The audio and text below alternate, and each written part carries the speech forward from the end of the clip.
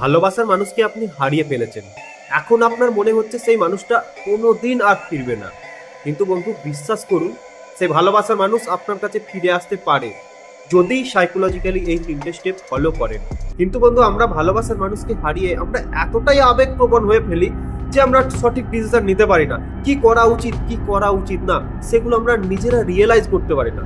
দিয়ে এমন এনার্জি তৈরি করি, এমন হজবরল সিচুয়েশন তৈরি করি, যেই কারণে সেই মানুষটার কাছে আমরা সারা জীবনের জন্য খারাপ হয়ে যাই। আমাদের সম্পর্কটা আর কোনোদিন ঠিক হয় না। তো সাইকোলজিক্যালি ফার্স্ট স্টেপ যেটা, সেটা হচ্ছে বন্ধু, আপনি ভালোবাসার মানুষকে হারিয়ে ফেলেছেন, আপনার আর কিছু করার নেই। আপনাকে এই সময় সেখান থেকে একটু সরে চলে আসতে হবে। যেই জিনিস নেই সেই জিনিসের গুরুত্ব আমরা একটু বেশি দিই, যেই জিনিসটাকে আমরা বেশি মিস করি তারই গুরুত্ব আমরা একটু বেশি বুঝি। যেই জিনিসটা আমাদের কাছে থাকে সেই জিনিসের আমরা গুরুত্ব দেই না। তো বন্ধু, আপনার ভালোবাসার মানুষ আপনার সাথে থাকতে চাইছে না, আর আপনি তার কাছে অ্যাভেলেবেল হয়ে যাচ্ছেন। দুজনের মধ্যে একটু দূরত্ব বাড়ান, একটু টাইম দেন তাকে, দেখবেন সম্পর্কটা অবশ্যই ঠিক হবে। সাইকোলজিক্যালি দ্বিতীয় স্টেপটা বন্ধু, প্রমাণ দিন। তার কাছে প্রমাণ দিতে হবে না বন্ধু, নিজের কাছে প্রমাণ দিন। আপনি পরিবর্তন হচ্ছে, আপনাকে চেঞ্জ হতে লাগবে। খারাপ সিচুয়েশন এসেছে, এক হাতে তো তালি বাজে না বন্ধু। তার দোষ যদি থাকেই বেশিটা, আপনারও দোষ আছে, তাই জন্য রিলেশনটা খারাপ হয়েছে। তো তাকে প্রমাণ দিতে হবে না যে আপনি পরিবর্তন হয়েছেন, চেঞ্জ হয়েছেন, তাকে কিছু বোঝাতে হবে না।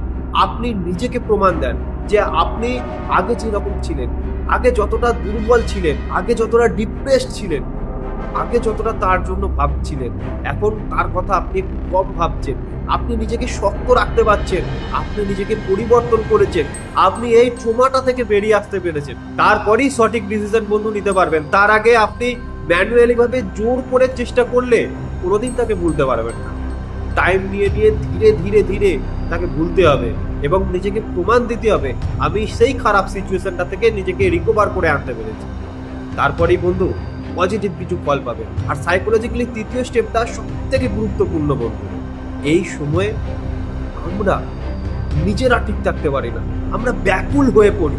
নিজেকে হ্যাপি রাখা এটাই সব থেকে গুরুত্বপূর্ণ কাজ। আপনি যদি হ্যাপি থাকেন বন্ধু, আপনার লাইফস্টাইলটাকে আপনি যদি হ্যাপিনেসের মধ্যে ডুবিয়ে রাখতে পারেন বন্ধু, নিজের যত ভুল সেগুলোকে ঠিক করে আবার যদি সামনের দিকে এগিয়ে যেতে পারেন, নিজেকে যদি কর্মের মধ্যে ব্যস্ত রাখতে পারেন, যে কোনো মানুষ আপনার সাথে থাকতে চাইবে, যে কোনো মানুষ আপনাকে স্মার্ট ভাববে। যে কোনো মানুষের কাছে সবসময় কাঁদলে আমার এই হয়েছে, আমার ভালোবাসার মানুষ অমুক করে চলে গেছে, বা স্যাড ডেটা, স্যাড পোস্ট, নিজেকে দুঃখময় পরিবেশের মধ্যে আবদ্ধ করে রাখতে চলে না বন্ধু। দেবদাস হয়ে থাকলে চলে না বন্ধু। নিজেকে সুখী দেখাতে লাগে, নিজেকে সুখী করতে লাগে। একদিনে আপনি সুখী হয়ে যাবেন না, একদিনে আপনি নিজেকে সুখী দেখাতে পারবেন না। আর কেউ শুধু শুধু সুখী হয়ে যায় না বন্ধু, এর জন্য প্রচুর কষ্ট করতে হয়। কিন্তু সেই খারাপ স্মৃতিগুলোকে আগে ভুলতে হয়, তারপরেই নিজেকে সুখী রাখা যায় বন্ধু। ভালোবাসার প্রথম প্রথম টাইমে আপনি খুব সুখী ছিলেন, তারপর আপনাদের রিলেশনে বিভিন্ন রকম সমস্যা এসেছে, যেই কারণেই আজকে এই সিচুয়েশনটা। যে কোনো রিলেশনে বন্ধু এরকম সমস্যা হয়, আবার দুজনে এক হয়, বা অনেক মানুষ পারে না এক হতে।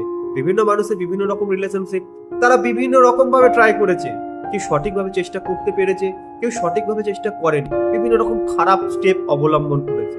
বিশ্বাস ভরসা যতটা তারা গড়ে তুলেছিল, সেই বিশ্বাস আর ভরসাটা নিজের কর্মের দ্বারাই হারিয়ে ফেলেছে। নিজের ইমেজ নষ্ট করতে করতে তার কাছে নিজের বিশ্বাস ভরসা দুটোই নষ্ট করে ফেলেছে। তো বন্ধু, ভালোবাসার মানুষকে ফিরিয়ে আনতে গেলে এই সাইকোলজিক্যালি 3টে স্টেপ ফলো করুন, দেখবেন আপনি কাজ পাচ্ছেন, আপনার ভালোবাসার মানুষ অবশ্যই আপনার কাছে ফিরে আসছে। ভালো থাকুন, নিজেকে ভালো রাখুন, নিজেকে হ্যাপি রাখার চেষ্টা করুন প্রত্যেকটা মুহূর্তে, পারবেন আপনি। নমস্কার।